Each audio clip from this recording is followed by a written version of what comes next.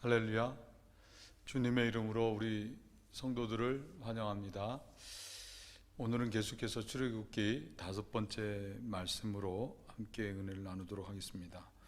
본문 말씀을 보면 모세가 장인 이드로의 양을 치다가 광야 서편으로 인도하여 히브리어로 호렙 신의 산 하나님의 산에 이르렀을 때 하나님을 만나 하나님으로부터 애굽에서 종살이하고 있는 이스라엘 백성들을 이끌어내라고 하는 사명을 받는 이야기입니다. 오늘은 이 이야기를 통해서 광야와 같은 인생길에서라는 제목으로 함께 은혜를 나누도록 하겠습니다. 첫째는 광야와 같은 인생길은 하나님을 만나는 때라는 것입니다. 모세는 장인 이드로의 양을 치다가 하나님의 산 광야 서편 호렙에 이르렀을 때 하나님을 만나게 됩니다. 모세가 양을 쳤다, 광야에서 양을 쳤다는 것입니다. 여러분 상상해 보시기 바랍니다. 당시 이집트는 세계 최고의 문명을 자랑하는 국가였습니다. 여러분 투탕카멘이라고 하는 애국 왕이 썼던 황금 마스크가 있습니다.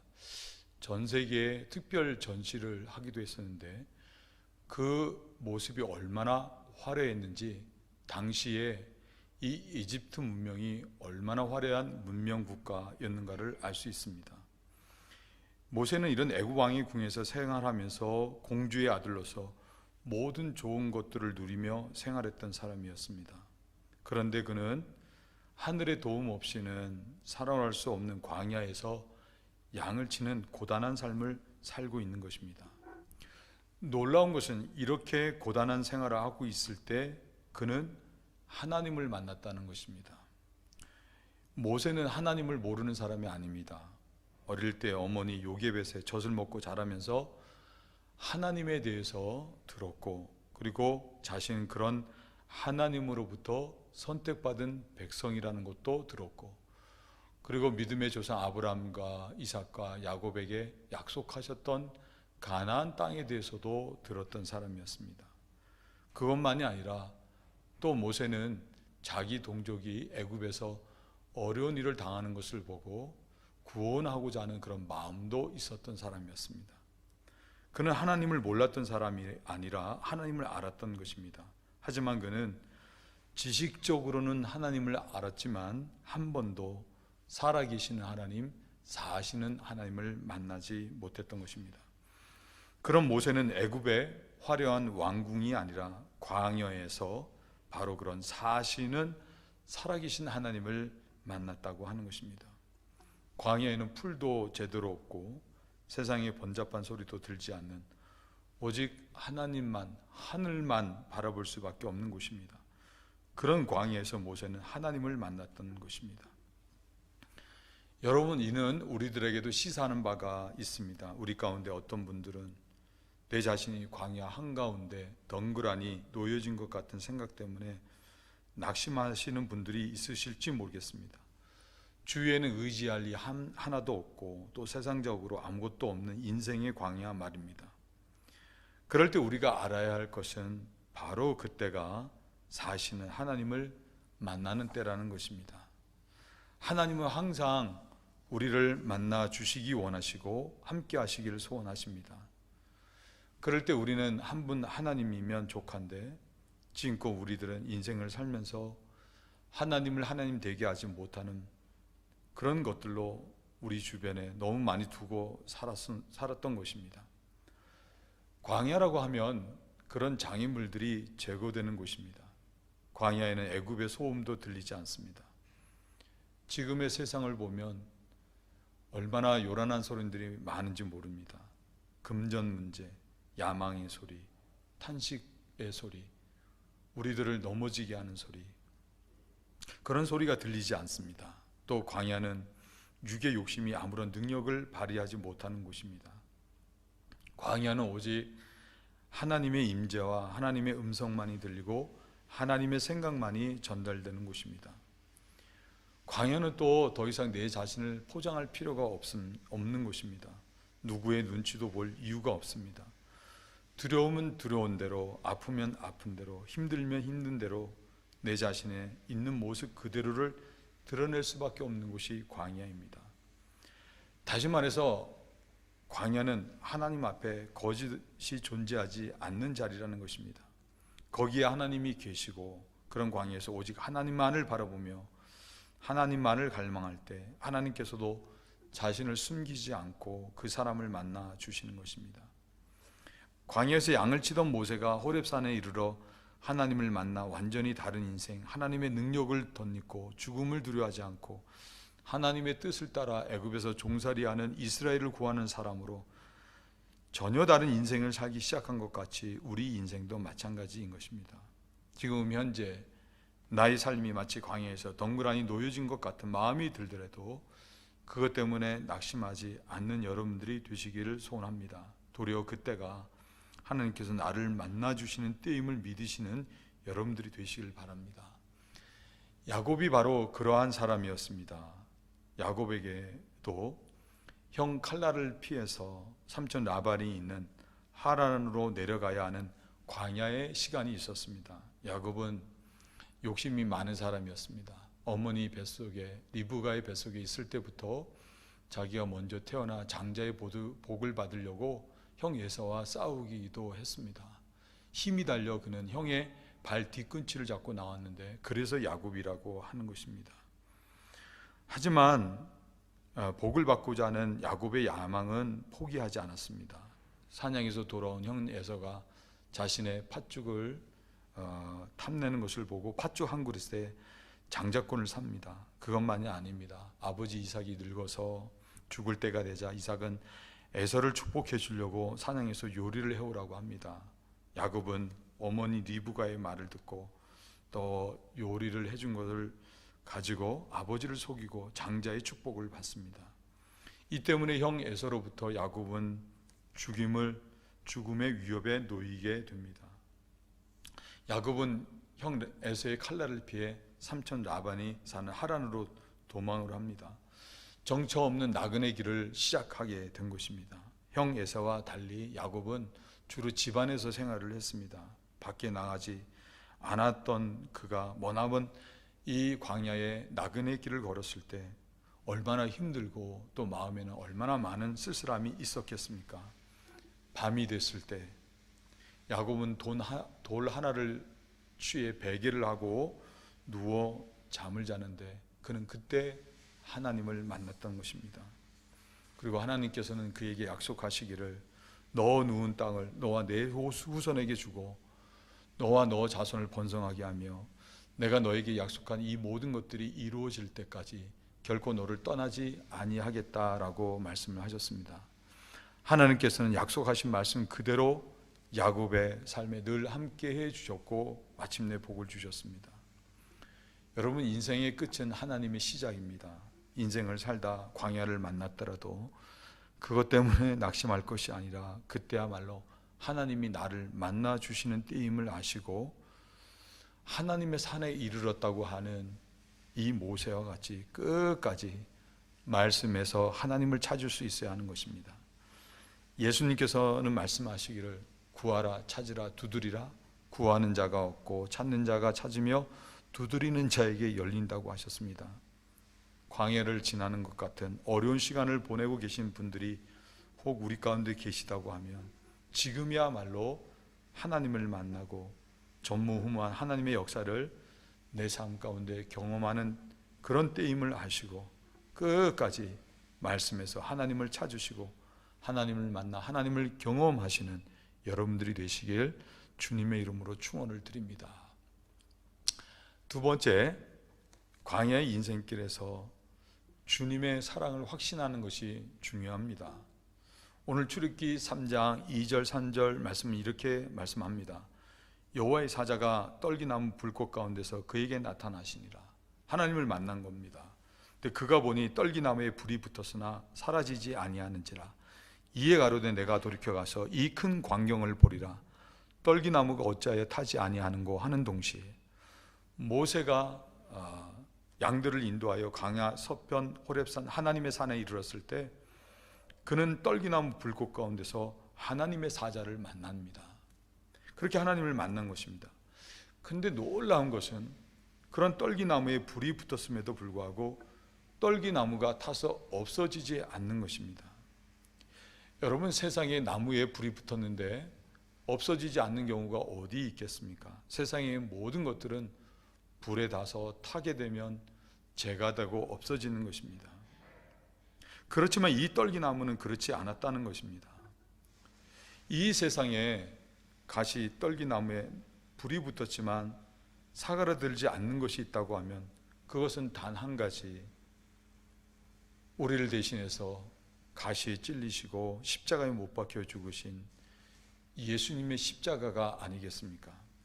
실제로 사도행전 7장 35절에서는 모세가 본 떨기나무는 가시떨기나무라고 말씀을 하고 있습니다.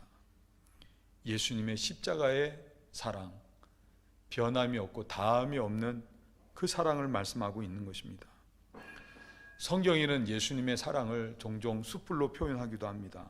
부활의 예수님께서는 자신을 배반하고 갈릴리로 고기를 잡으러 간 제자들을 위해서 숯불을 피워놓고 그 위에 떡과 생선을 구워 먹게 하셨습니다. 이 사랑에 감동되었던 제자들은 순교하기까지 세상에 나아가 복음을 전하는 자들이 됩니다. 예수님께서 피워놓으신 숯불은 제자들, 배신한 제자들까지도 사랑하시는 한결같으면서도 뜨거운 사랑을 의미하는 것입니다. 예수님의 십자가 사랑도 마찬가지입니다. 예수님의 십자가의 사랑은 숯불같이 붉고 또한 쇠까지도 녹일 수 있을 만큼 뜨겁지만 요란하지 않은 것입니다. 이런 예수님의 숯불 같은 뜨거운 십자가의 사랑에 감동되었던 제자들은 목숨을 아까워하지 않고 복음을 전하는 자들이 되었습니다.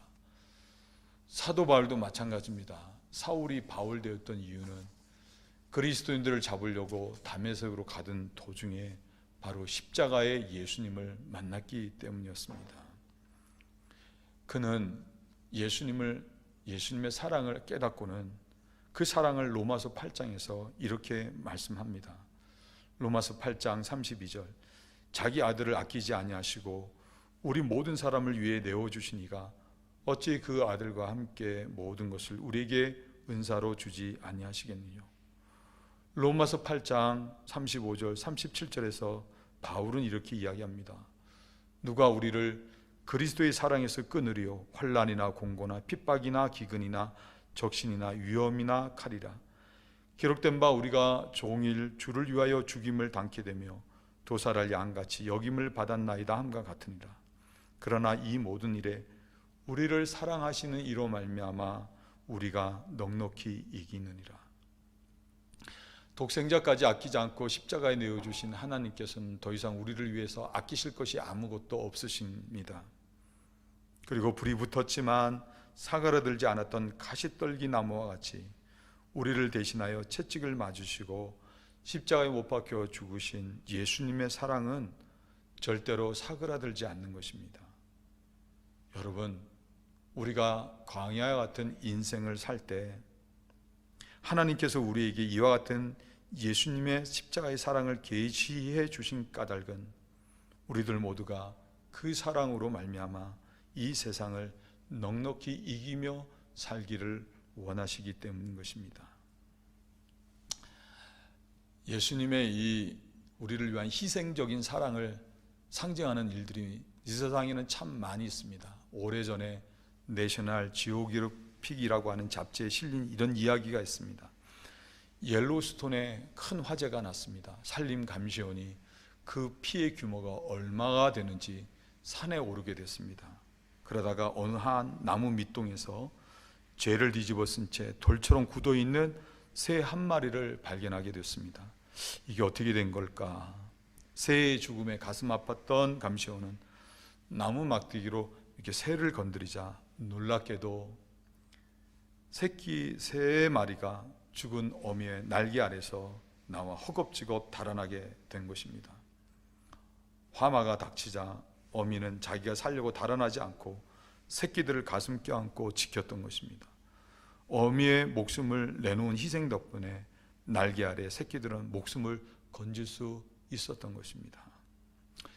이런 유사한 일이 며칠 전 콜롬비아에서도 일어났습니다. 지난 14일에 콜롬비아 항공 소방당국에 따르면 수도 보고타 북쪽의 우바테에서 경비행기 한 대가 추락을 했는데 탑승했던 성인 남녀 3명 모두가 숨지고, 또 놀랍게도 아기 한 명이 다행히도 살아서 병원으로 옮겨졌는데 18개월 된 이 아기는 배를 좀 다쳤을 뿐 생명에는 아무 지장이 없다고 했습니다. 숨진 이들은 아기의 아빠와 엄마, 보모였고, 그리고 조장관을 잡았던 아빠는 의사신데 몇 년 전부터 비행기로, 사람들이 차로 들어갈 수 없는 그런 낙후된 곳에 비행기 타고 가서 병든 사람들을 치료해주는 의료봉사를 하고 있는 그런 그런 의사였다고 합니다. 근데 이 소방당국이 하는 말이, 아기가 살 수 있었던 이유는 숨진 아기 엄마가 위급한 순간에도 끝까지 자신의 몸으로 아기를 감싸 안은 것 때문이라고 했습니다. 현지 언론은 두동강남 비행기에서 아기가 살아남은 것은 비극 속의 기적이라고 했습니다. 엄마가 아기를 살리는 생명 싸개였던 것입니다.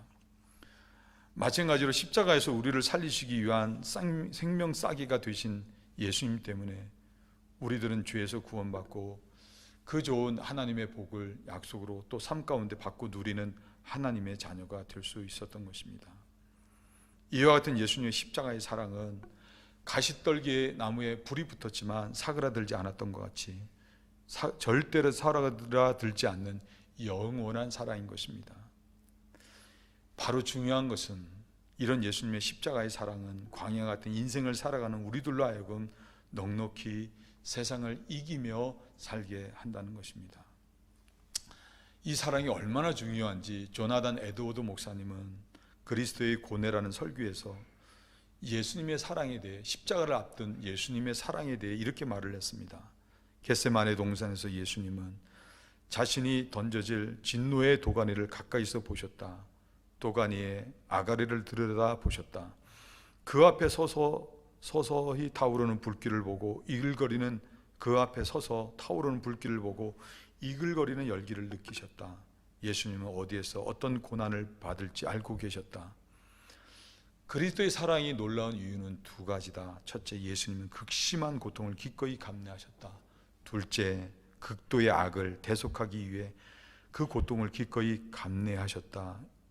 이 무엇보다도 그리스도는 스스로의 선택에 따라 그토록 극심한 고통을 겪으셨다. 우리를 사랑하셔서 예수님은 스스로 자기 생명을 십자가에 내어주셨던 것입니다. 뉴욕의 리드머 교회의 목사님 팀 켈러 목사님은 이런 예수님의 사랑을 다음같이 설명을 했습니다. 너무 중요한 말씀이니 잘 들어보시길 바랍니다. 의로운 진노의 산을 허물 만큼 넓고도 길고도 높고도 깊은 예수님의 순종, 이런 순종으로 이어지는 사랑이야말로 우리가 평생 찾던 사랑이다. 이 사랑은 세상이 그 어떤 사랑과도 비교할 수 없고 절대 우리를 실망시키지 않는 사랑이다. 이를 믿는 크리스천들은 돈, 권력, 명예, 지위에 연연하지 않는다. 이 세상 나라의 꼭대기에 있는 것들은 크리스천을 지배하지 못한다. 예수님이 하신 일을 이해하면 세상 가치의 맛으로부터 자유로워진다. 자신의 성과가 아니라 하나님의 은혜로 의로워진다. 예수 그리스도 안에서 무한한 사랑을 받고 있다는 사실을 깨달으면 권력과 돈과 지위를 바라보는 눈이 완전히 달라진다. 더 이상 그런 것에 지배를 받지 않는다. 자신이 순전히 은혜로 구원받은 죄인이라는 사실을 알고 나면 돈과 권력이 있든 없든 연연하지 않는다. 그저 자유를 뿐이다. 돈이나 권력이 생기면 도리어 하나님 나라를 위해 할 수 있는 일이 많아서 좋다. 돈이나 권력이 사라져도 하나님이 또 다른 방법으로 역사하실 테니 아무런 걱정이 없다. 이런 사람의 삶 속에는 두려움에서 벗어나려고 쓸 검은 없고 오직 자유만 있다. 여러분, 우리 코로나 때문에 참 어려운 시기를 보내고 있지 않습니까? 그걸 떠나서 인생 자체가 광야 같은 그런 길을 가는 인생이라고 표현을 합니다. 그럴 때 시편 45편 5절은 이렇게 말씀합니다. 내 영혼아 내가 어찌하여 낭망하며 어찌하여 내 속에서 불어나야 하는고? 너는 하나님을 바라라. 그 얼굴의 도우심을 인하여 내가 오히려 찬송하리로다. 사랑하는 성도 여러분, 광야의 인생길에 살고 계신 여러분, 십자가의 예수님을 바라보시길 바랍니다. 아무리 센 불뱀에 물려 죽어가던 이스라엘 백성들이라고 해도 하나님의 약속의 말씀과 같이 장대에 높인 노뱀을 바라본 사람들은 다 살았습니다. 마찬가지입니다. 광야의 어려운 인생길을 살아갈 때 십자가의 예수님을 바라보는 자는 사는 것입니다. 여러분들 모두가 나를 사랑하사 나를 위해 채찍질과 십자가에 죽으신 예수님을 바라보시고 그 사랑을 마음에 새기시고 사심으로 인생의 광야에서 승리하시는 여러분들 되시길 주님의 이름으로 축원을 드립니다. 세 번째, 광야 같은 인생은 우리들이 가치 있게 살아갈 수 있어야 한다는 것입니다. 출애굽기 오늘 3장 4절부터 10절까지 말씀을 보면 모세가 떨기나무에 불이 붙었는데 그것이 어찌된 이유인가 자세히 들여다보려고 할 때 하나님께서는 모세야 모세야 라고 부르십니다.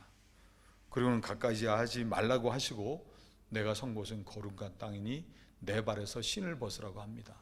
그리고는 하나님께서는 계속해서 자신을 알려주시기를 자신은 아브라함의 하나님, 이삭의 하나님, 야곱의 하나님이라고 하시면서 애굽 땅에서 신음하는 이스라엘의 백성들의 부르짖음을 들으시고 또 종살이하고 있는 모세로 하여금 그 이스라엘 백성들을 이끌어내게 하리라 라고 말씀하십니다. 모세는 광야에서 하나님을 만나고 또 떨기나무 가운데서 하나님을 만났을 때 그는 하나님으로부터 이스라엘 백성들을 이끌어내라고 하는 소명을 받았다는 것입니다. 여러분, 우리가 이 말은 광야 같은 인생을 살 때 참 의미가 있는 말입니다. 김상용이라고 하는 시인은 나무로 창을 내겠소 라는 시에서 왜 사냐건 웃지요 라는 말로 끝을 맺습니다.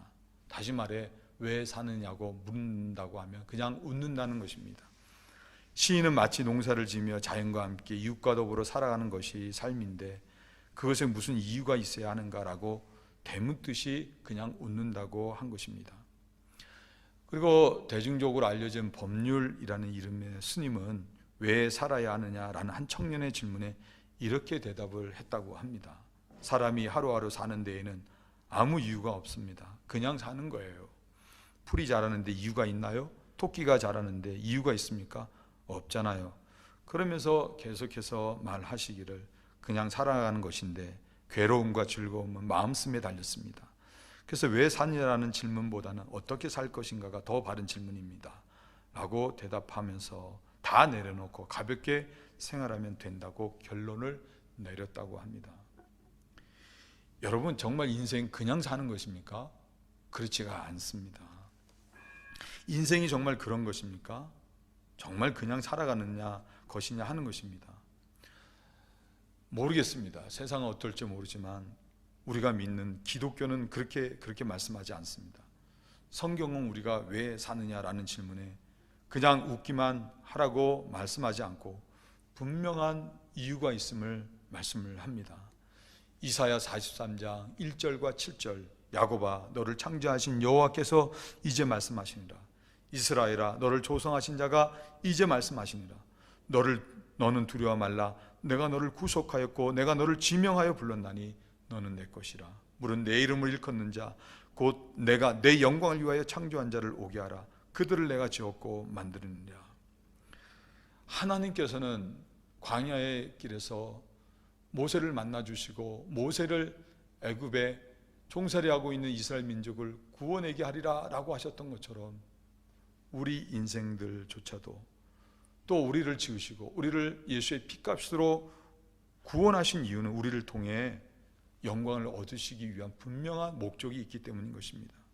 그렇기 때문에 들에 핀 들꽃조차도 바로 그 목적 때문에 아름다운 것이고 그런 구원받은 성도들의 삶이 아름다워질 수밖에 없는 것입니다. 사도 바울도 같은 말씀을 했습니다. 에베소 2장 10절 우리는 그의 만드신 바라 그리스도 예수 안에서 선한 일을 위하여 지으심을 받은 자니 이 일은 하나님이 전에 예비하사 우리로 그 가운데 행하게 하려 하심이라. 여러분, 인간 스스로는 내 자신이 왜 존재하는지, 또 무엇을 위해 존재하는지 존재의 이유를 알지 못합니다. 그러나 모세가 광야에서 하나님을 대면했을 때 그가 하나님으로부터 왜 떨기나무 불꽃 가운데서 부름을 받았는지 그 이유를 알게 된 것처럼 우리들 역시도 나를 지으신 하나님과 독생자를 주시기까지 하신 하나님의 사랑을 알게 될 때 그 사람은 그 어려움을 딛고 일어서는 것만이 아니라 왜 내가 이 광야의 인생길에서 구원을 받고 또 어떻게 살아야 하는지를 알게 되는 것입니다. 그것은 하나님께서 애굽에서 고달픈 종살이로 부르짖는 이스라엘 백성들을 모세를 통해 구원하시기를 원하셨듯이 이 땅에 아직도 죄 가운데 신음하고 있는 많은 영혼들, 그리고 하나님의 잃어버린 영혼들을 찾아 구원하시기 위해서 이 광야의 인생길에서 우리를 만나주시고 구원하시고 또 그와 같은 광야의 삶을 살고 있는 사람들을 구원하시기 위해서 부르셨다는 것입니다. 광야의 인생길은 이렇게 가치 있는 인생을 산다는 것입니다. 중요한 것은 우리가 그와 같은 하나님의 부르심에 순복할 때 그 사람은 하나님이 함께 하시는 삶이 되고 하나님이 그 사람 가운데 일하시는 놀라운 일들을 경험하며 하나님께 영광이 된다는 것입니다. 오늘 출애굽기 3장 11절 12절은 이렇게 말씀합니다. 모세가 하나님께 고하되 내가 누구간데 바로에게 가며 이스라엘 자손을 애굽에서 인도하여 내리이까. 그럴 때 하나님이 말씀하십니다. 하나님이 가라사대 내가 정녕 너와 함께 있으리라. 내가 백성을 애굽에서 인도해 낸 후에 너희가 이 산에서 나를 섬기리니 이것이 내가 너를 보낸 증거니라. 여러분, 부활하신 예수님께서도 동일한 약속의 말씀을 주셨습니다. 마태복음 28장 18절 20절에 예수님이 땅과 하늘의 모든 권세를 갖고 계시다고 하면서 제자들에게 세상에 나아가 모든 자들로 아버지와 아들과 성령의 이름으로 세례를 주고 제자를 삼으라고 하실 때 예수님은 20절에 내가 너희에게 분부한 모든 것을 가르쳐 지키게 하라. 볼지어다 내가 세상 끝날까지 너희와 항상 함께 있으리라 라고 말씀을 하셨습니다. 우리가 광야의 인생길을 갈 때 이런 가치 있는 하나님의 부르심에 순복하는 가치 있는 인생을 살 때 거기에는 하나님이 함께 하시는 놀라운 은혜와 능력을 경험하며 살게 된다는 것입니다.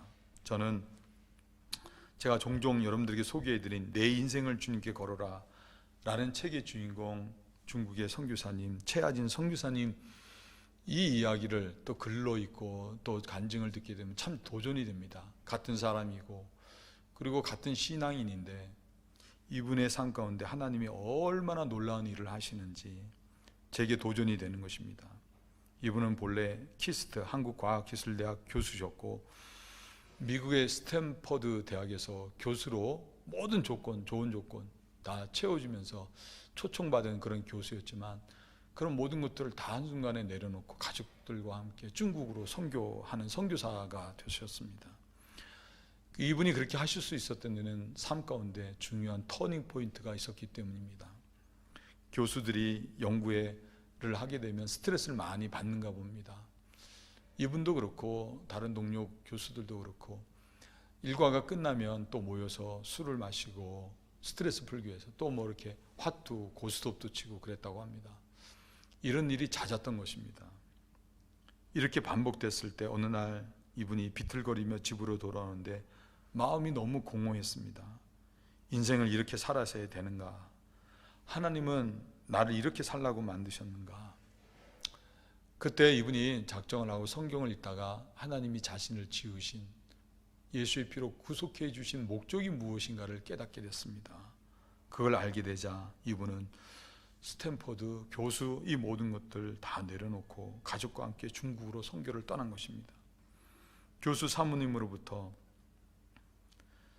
사모님으로서 또 이 선교사님의 사모님 역시도 좋은 대접을 받고 사셨는데 사모님 경우 중국의 젊은이들을 위해서 하루 종일 찬물에 손을 담그는 밥을 해드는 식모와 같은 삶을 사셨습니다. 아이들도 얼마나 좋은 한국에서 생활을 했겠습니까? 그런데 발을 헛디뎌 똥통에 빠지는 그런 어려운 생활을 아이들까지도 했습니다. 그런 어려운 가운데서도 오직 사회주의 국가인 중국을 복음화시키는 데는 젊은이들을 복음화하는 것밖에는 없다. 젊은이들을 만나기 위해서는 학교를 세우고 그러면서 교육하고 그러면서 복음을 전하는 게 최선이다 해서 이 최하진 선교사님은 하얼빈에 학교를 세우고 지금은 대학, 열방대학까지 세워서 운영하고 있습니다. 여러분 뭐 학교 세우는 일이 뭐 대단한 일이라고 그렇게 생각할 수 있으시겠지만 미국 하나만 하더라도 뭐 하나 세우려고 하면 수많은 행정 절차, 시간 그런 것들을 통과해야만 됩니다. 중국에서 사회주의 국가에서 이방인이 학교를 세워서 운영한다는 거 하는 것이 얼마나 어려운 일이었겠습니까? 그런데 하나님께서 비전을 주셨을 때 또한 하나님께서는 약속하신 그대로 선교사님 사역에 늘 함께 하시면서 놀라운 이적으로 이 일을 이룰 수 있게 하셨던 것입니다. 학교를 세울 수 있는 땅이 나오게 하고 또 그런 가운데서도 기적적인 방법으로 행정 절차가 열려지고 건축해야 할 때 많은 재정이 필요한데 기가 막힌 방법으로 물질을 채워주셔서 학교를 세울 수 있게 됐습니다. 그렇게 하나님 함께 하시는 놀라운 복음의 사역을 감당하고 있는 것입니다. 분명하게 말할 수 있는 것은 하나님의 부르심에 순복해서 자신을 하나님께 드리는 삶을 살았을 때 하나님께서는 하나님만이 하실 수 있는 능력으로 함께 하시면서 사역을 이끄셨다고 하는 것입니다. 여러분 마찬가지입니다.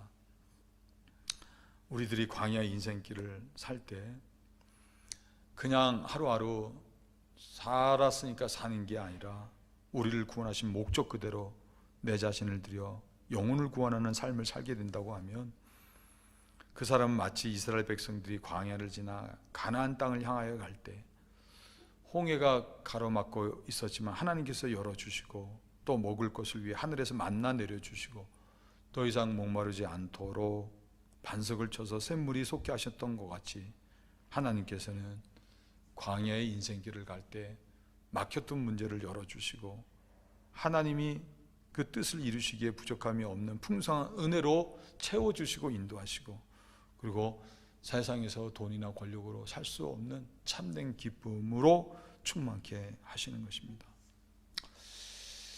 요즘 한국에는 소크라테스가 인기라고 합니다. 가수 나훈아 씨가 테스 형 세상이 왜 이래 왜 이렇게 힘들어 라고 하는 노래를 불러서 화제가 됐습니다.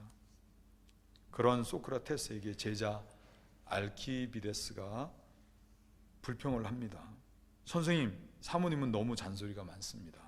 그러자 소크라테스는 물레가 돌아가려면 소리가 나는 것이 당연하지 않은가? 자네가 참아야지 하고 대답을 했습니다.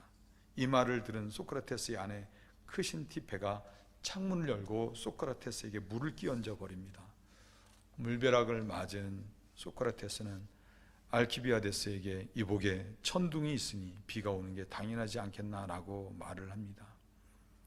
이는 그 당시 황금망릉 시대 마침내 대단한 인물이 등장했다는 것을 의미합니다. 이런 소크라테스가 아테네의 일반 시민과 같이 한때 전쟁에 참여한 때가 있었다고 합니다.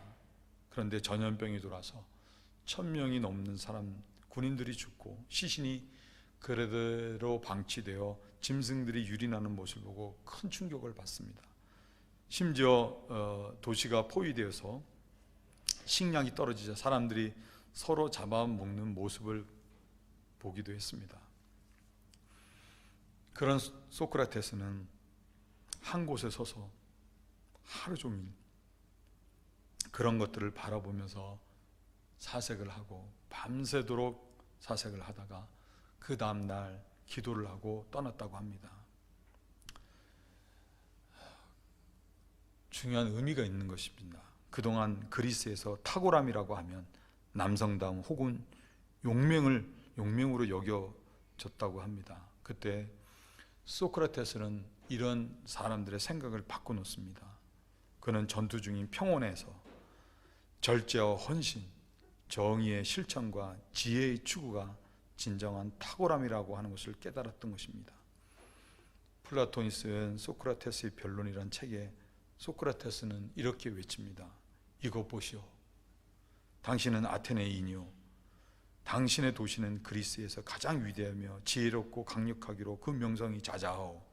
그러나 부와 명예와 명성은 그렇게 많이 획득하려고 안달하면서도 지혜와 진리와 혼의 최선의 상태에 대해서는 아예 관심도 없고 생각조차 않다니 당신들은 부끄럽지 않소. 이 소크라테스의 변론은 오늘날 많은 것들은 소유했지만 인생의 목적을 발견하지 못한 현대인들을 질타하는 말과 같은 것입니다. 단 한 번밖에 주어지지 않는 인생, 무엇을 추구하며 어떻게 살 수 있어야 하는 것입니다. 부와 명예와 명성을 획득하려고만 하지 말고 광야 같은 인생, 나그네 같은 인생을 살 때 좀 더 가치 있는 인생을 추구하며 살라는 것입니다. 톨스토이는 한때 삶에 대해서 고민하고 있을 때 그는 참회록에서 이런 말을 했습니다. 나는 왜 사는 것일까? 나는 왜 무슨 일이든 하길 바라고 무슨 일이든 하는 것일까? 나를 기다리는 불가피한 죽음에 의해서도 멸절되지 않을 내 인생의 의미라는 것이 있는가? 저는 이 부분을 읽다가 큰 충격을 받았습니다. 죽음에 의해서도 멸절되지 않을 것이 남는 인생, 그것이 중요하다는 것입니다. 사랑하는 성도 여러분, 하나님께서 광야 같은 인생에서 우리들을 만나 주시고 하나밖에 없는 독생하신 아들을 통해 우리를 구원해 주시고 언제나 우리를 사랑하신 까닭은 또 다른 광야의 인생을 살아가는 사람들, 그들을 죄와 절망에서 구원하는 사람들이 되어져서 하나님께서 영광을 얻으시길 소원하시기 때문인 것입니다. 그런 비전을 갖고 살아가는 사람들에게 비록 광야 같은 인생길이라도 모세에게 약속하셨던 것 같이 언제나 늘 함께 하시며 일해 주시는 것입니다. 그럴 때 우리들이 할 수 있어야 하는 것이 있습니다. 하나님께서 모세야 모세라고 부르실 때 모세가 내가 여기 있나이다 라고 대답했던 같이 우리들도 주님 내가 여기 있습니다 대답할 수 있어야 되는 것입니다. 그리고 하나님께서 모세에게 너의 선 곳은 거룩한 땅이니 내 발에서 신을 벗으라 라고 하신 것처럼 이 거룩한 소명을 받은 우리들은 세상의 가치관, 또 세상의 욕심, 세상을 딛고 살았던 모든 생각들을 다 벗어버리고 온전히 하나님의 뜻에 순복할 수 있어야 되리라 생각합니다. 그럴 때 창조주 하나님, 그 하나님께서는 광야의 인생길을 가는 우리들과 늘 함께 하시면서 우리를 위해 일하여 주심으로 우리들을 통해서 하나님의 영광이 드러나는 영혼 구원, 그 귀한 모든 일들을 이루실 것을 믿습니다. 그래서 우리들의 삶이 하나님께 영광될 것을 믿습니다. 여러분들의 삶이 그 같은 삶이 되시길 주님의 이름으로 축원을 드립니다. 결론의 말씀입니다. 여러분, 우리들은 다 광야의 인생길을 살고 있지 않습니까? 혹 어려운 시기를 지내고 계시는 분이 계십니까? 여러분 두려워하거나 염려하지 마시기 바랍니다. 창조주 하나님께서 여러분들을 만나 주십니다. 여러분 광야의 인생길을 갈 때 대신 십자가의 예수님 모습에서 자기 생명까지 내어주신 예수님의 사랑을 바라보시고 그 사랑에 감동받으시고 그 사랑으로 세상을 이기시는 여러분들이 되시길 바랍니다.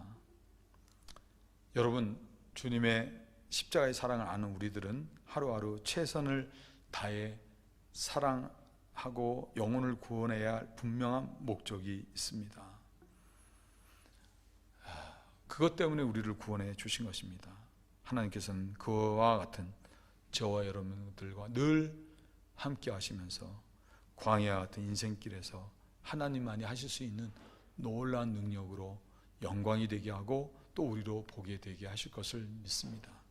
여러분 모두가 이 말씀같이 하나님을 만나 하나님의 사랑을 가슴에 품고 하나님의 부르심에 응답하시는 그런 삶을 사심으로 광야 같은 인생길이 도리어 하나님의 은혜와 복으로 충만한 하나님께 영광이 되는 그런 삶이 되시길 주님의 이름으로 축원을 드립니다. 기도하시겠습니다.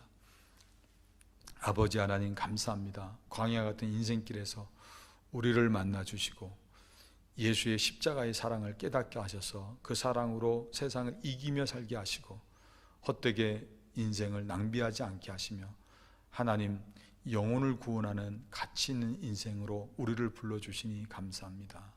늘 이 모든 은혜를 잊지 않고 살아서 인생길에서 우리를 만나 주신 하나님의 뜻을 온전히 이루어 하나님께 영광이 되게 하시고 우리 삶이 복되게 하여 주옵소서. 감사하며 예수님의 이름으로 간절히 기도드려 사옵나이다. 아멘.